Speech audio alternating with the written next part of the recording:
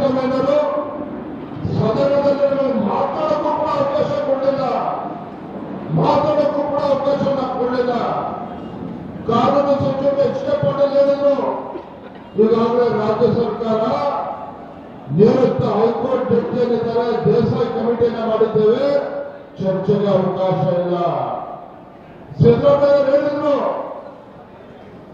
ಯಾವುದೇ ರೀತಿ ಮೂಡದಲ್ಲಿ ಹಗರಣ ಆಗಿಲ್ಲ, ತಮ್ಮ ಧರ್ಮಪತ್ನಿಗೆ ಯಾವುದೇ ಅಕ್ರಮವಾಗಿ ನಿವೇಶನ ಬಂದಿಲ್ಲ, ಯಾವುದೇ ನಿವೇಶನಗಳ ಲೂಟಿ ನಡೆದಿಲ್ಲ ಅಂತೇಳಿ ಸಿದ್ದರಾಮಯ್ಯ ಹೇಳಿದ್ರು. ಬಿಜೆಪಿ ಜೆಡಿಎಸ್ ಪಕ್ಷ ಬೆಂಗಳೂರಿನಿಂದ ಮೈಸೂರಿಗೆ ಪಾದಯಾತ್ರೆ ಮಾಡಿದ್ರೆ ತಾವು ಕೂಡ ಪಾದಯಾತ್ರೆಯಲ್ಲಿ ಅನೇಕ ಜನರು ಬೀದರ್ ಜಿಲ್ಲೆಯಿಂದ ಕೂಡ ನಮ್ಮ ತಾಯಂದಿರು ಕೂಡ ಬಂದಿದ್ರು, ನಮ್ಮ ಯುವಕ ಮಿತ್ರರು ಶಾಸಕರು ಎಲ್ಲರೂ ಕೂಡ ತಾವು ಕೂಡ ಹೋರಾಟದಲ್ಲಿ ಭಾಗವಹಿಸಿದ್ರಿ. ನಮ್ಮ ಹೋರಾಟದ ಪರಿಣಾಮ ಮೂಡ ಹಗರಣದಲ್ಲಿ ಬೆಂಗಳೂರಿನಿಂದ ಮೈಸೂರಿಗೆ ಹೋರಾಟವನ್ನು ಕೈಗೆತ್ತಿಕೊಂಡ್ರೆ ಮುಖ್ಯಮಂತ್ರಿಗೆ ಗಾಬರಿ ಆಯಿತು, ಮುಖ್ಯಮಂತ್ರಿಗಳಿಗೆ ಭಯ ಶುರುವಾಯಿತು. ಈ ಹೋರಾಟ ಬಿಜೆಪಿಯವರು ಬಂದಿದ್ದಾರೆ, ಇಷ್ಟಕ್ಕೆ ನಿಲ್ಲಿಸೋದಿಲ್ಲ, ನಾನು ಇನ್ನೂ ಕೂಡ ತಡ ಮಾಡಿದ್ರೆ ಇವತ್ತು ನನ್ನ ಮುಖ್ಯಮಂತ್ರಿ ಸ್ಥಾನಕ್ಕೆ ಕುತ್ತು ಬರ್ತದೆ ಅಂತ ಹೇಳಿ ಅವರ ಧರ್ಮ ಪತ್ನಿಯರು ಪತ್ರವನ್ನು ಬರೆದು ನೋಡಕ್ಕೆ ನನ್ನ ತೇಜೋವಧೆ ಮಾಡ್ತಾ ಇದ್ದಾರೆ.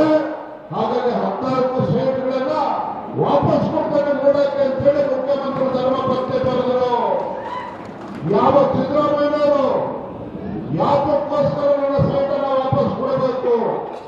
ನನ್ನ ಸೈಟ್ ನನ್ನ ಧರ್ಮ ಪತ್ನಿಗೆ ಬಂದಿರತಕ್ಕಂಥ ಸೈಟು, ತನ್ನ ಧರ್ಮ ಪತ್ನಿಗೆ ಬಂದಿರತಕ್ಕಂಥ ನಿವೇಶನ ಅದು ವಾಪಸ್ ಕೊಡಬೇಕು ಅಂತ ಹೇಳಿದ್ರೆ 52 ಕೋಟಿ ಪರಿಹಾರ ಕೊಡಿ ವಾಪಸ್ ಕೊಡ್ತೇನೆ ಅಂತೇಳಿ ಒಬ್ಬರು ಮುಖ್ಯಮಂತ್ರಿಗಳು ಹೇಳ್ತಾರೆ.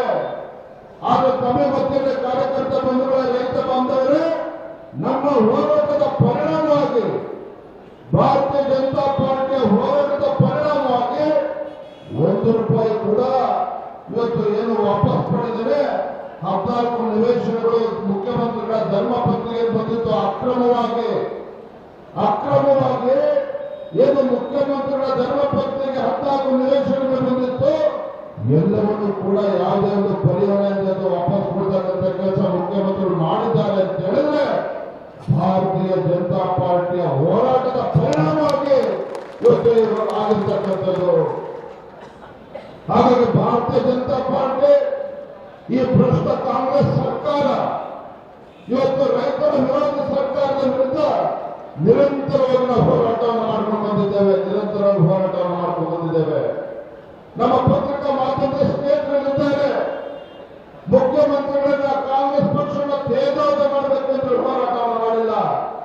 ಭಾರತೀಯ ಜನತಾ ಪಾರ್ಟಿ ತಂದುಕೊಂಡಿರ್ತಕ್ಕಂಥ ಪ್ರತಿಯೊಂದು ಹೋರಾಟ ಇವತ್ತು ನ್ಯಾಯ ಕೊಡ್ತಕ್ಕಂಥ ಕೆಲಸವನ್ನು ಮಾಡಿದ್ದೇವೆ.